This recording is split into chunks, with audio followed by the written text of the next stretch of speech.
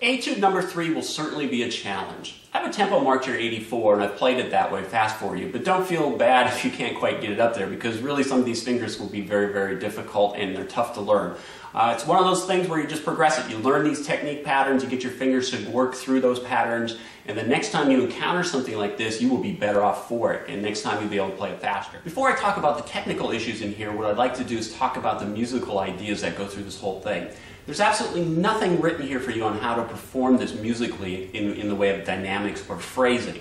However, when you hear it, you can easily tell that you've got 2 major phrases, 1 and 2, 3 and 4, 5 and 6, and then you get this little tag at the end that's totally different from anything you have. You can think of that as a coda just kind of closing it out. What you should notice about this is that, first of all, each one of these groups of 2 phrases is a descending musical line. It starts out on the B, in measure 3 it goes down to the A, and in measure 5 it goes down to the F sharp, and it continually has this progression where it sounds like it's moving down. It's for this reason that I've kind of thought about putting in an overall plan dynamically as starting out fairly loud, and with each one of these phrases of bringing the dynamic level down just a little bit. So, measure 1, measure 3, measure 5, bringing each one of those down just a level. Now, what that means is I think the opening dynamic level should be upwards around a forte, because you're going to bring this down. And then finally in measure 7, when you finish this out with this coda section, you're going to make it big and bring it dynamic back up a little bit, leading into the final F sharp.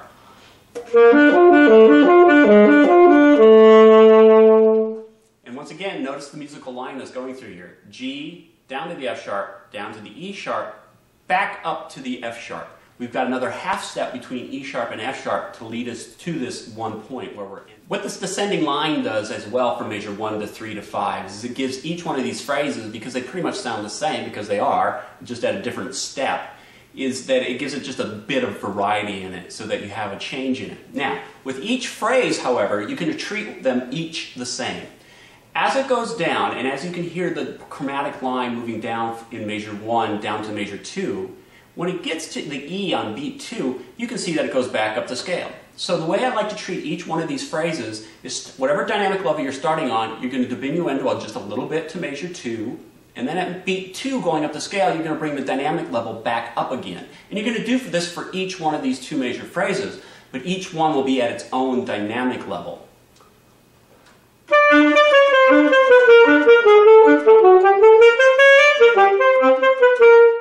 So you can hear how you're getting some motion. It's not just straight static 16th notes, da da da da da da da da da da da. You're actually giving it some body to it. You're giving it some life, some motion. And that's what each one of these phrases needs to have. The way I've had my students learn this piece is really to break down the phrases in this way. And it's tough to take it the whole beat, but the first thing that you really need to be comfortable with, and it's a visual thing and it's a finger thing, and it's working through these octaves that you get at the beginning, or these large slurred leaps going down into this low note. Make sure that you can play and that your thumb is moving correctly over these jumps, from the B to the B, the A to the B, the G to the B, the F sharp to the B, and going back up to each one of those. Now, watch out for your thumb. I find a lot of young students, you think about pushing this key down, and you lift up the thumb and jump over to it. If this is the case, take a look at your thumb. And if it's doing this, then what you need to do is stop. Take the thumb rest and anchor your thumb there. And when you do the octave leap, just move the tip of your thumb to push the octave key down. This is going to give you a lot less motion, and it's going to make this a whole lot easier. And this is something that you want forever and for life. So if you've been playing this and you've really got into the habit of doing that, just remind yourself to keep your thumb anchored on that thumb rest and just move the tip of your thumb. Now you may revert leaps. Take them slowly and just play the first 3 notes of the first 4 beats of the piece.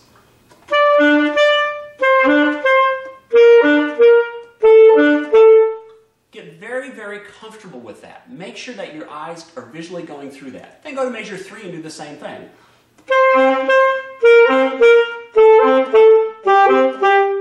And of course then measure 5. What you're doing is you're just trying to take the bits and pieces and get rid of some of the information so that your mind can process it in different parts. Once you're moving through that and you're very, very comfortable with it, the next thing I've had my students do is do it in groups of 5. So take the first 5 notes and make sure that you're moving through. Now, once again, we got to go back to those B flat fingerings. Because this is a chromatic passage, we don't want to be doing any sliding with the this B flat fingering. Therefore, definitely use the side B flat in these first 5 notes.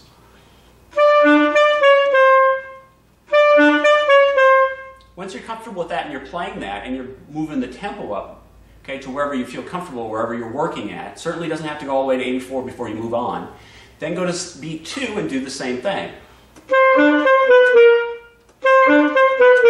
Get very comfortable with that, and then go to the next 2 beats. Now, once you get all 4 beats and you're comfortable with them, now let's start adding. So instead of doing a 5-note pattern, let's do a 9-note pattern. So we're going to start at the beginning and play beats 1, 2, and then end at beat 3. Do that some 3,000-4,000 times and get real comfortable with it. Next, start on beat 2 and go all the way to beat 1 of the next measure.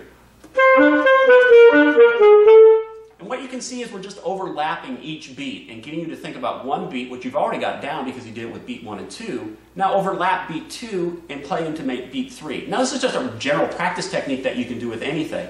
Always break down beats that are difficult, always break down measures that are difficult, and give yourself less information to process and think about, and then you'll be able to handle it a lot better as opposed to just trying to bull your way through it and start playing at the beginning and going to the end. That's probably the worst way that you can practice if that's your method, because you're really not addressing any of the issues or the problems, and you're giving yourself way too much information to process. You know, if you can only take care of measure 1 today, and you spend 20 minutes working on measure 1, but you've made progress, fine. You're done for the day with that. Well, thank you for watching the videos. I really hope that these help you out a lot as you prepare these pieces. And certainly, the oral examples alone should help you get an idea and the concept of what the pieces are supposed to sound like in your mind so that you are better able to have a goal so you know what you're trying to get. And remember, it's not just learning notes and rhythms, it's playing the music and learning how to play musically. That's really our goal. You could be playing any kind of instrument, flute, clarinet, percussion, it doesn't really matter. What we want to do is we want to hear musical performances with your chosen instrument. I encourage you to come back to saxophonehelp.net and see what's being offered, because it will continually being changed and being updated. There's not going to be any shortage of saxophone pieces in the near future, so each one I will analyze, take a look at, and do a review verbally, and then most of them I will probably do a video recording as well, which will be for purchase for you so that you can get an idea and help with any kind of music that you're working on and studying. This will primarily be UIL music from Texas, and I hope that all of you have a good concert season. I hope that you do well at Region Band, and all my best to you. Thank